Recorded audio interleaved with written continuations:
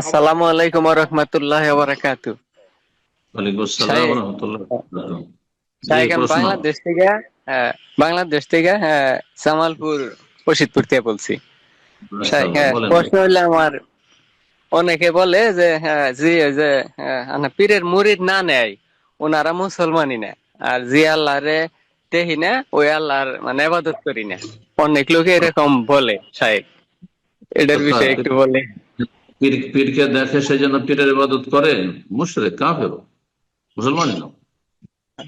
যে ব্যক্তি বলবে যে যে পীর মানে না সে কাফের, সে নিজে কাফের হয়ে যাবে, সে মুসলিম না।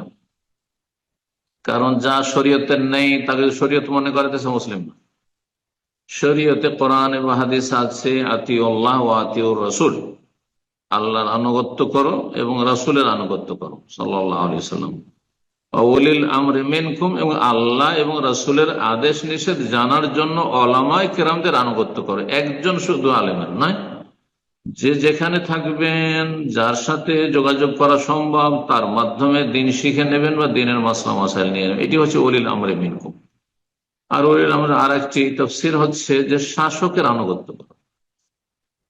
কিন্তু শাসকের আনুগত্য, আলেমের আনুগত্য, আলেমের ফতোয়া নেওয়া, এই ক্ষেত্রে যদি দেখা যায় যে আপোষে মতানৈক্য হচ্ছে, বিভিন্ন মত রয়েছে, ফরুদ্দুহু ইলাল্লাহ, আল্লাহর দিকে ফিরে আসো, ফিরিয়ে দাও, রাসূলের দিকে ফিরিয়ে দাও, মানে কোরআন সুন্নাহ থেকে ফয়সালা নেবে। এই নয় যে মযহাবের আলোকে ফতোয়া নেবেন, না কোন একটা পীরের কাছে ফতোয়া নেবেন। পীর তো জাহিলি হয়, পীর কোনো আলেম হয়নি, পীর কোনোদিন আলেম হয়নি। আল্লাহ তাদের অনিশ্চিত রক্ষা করুন। পীর মুরিদ ইসলামে নেই।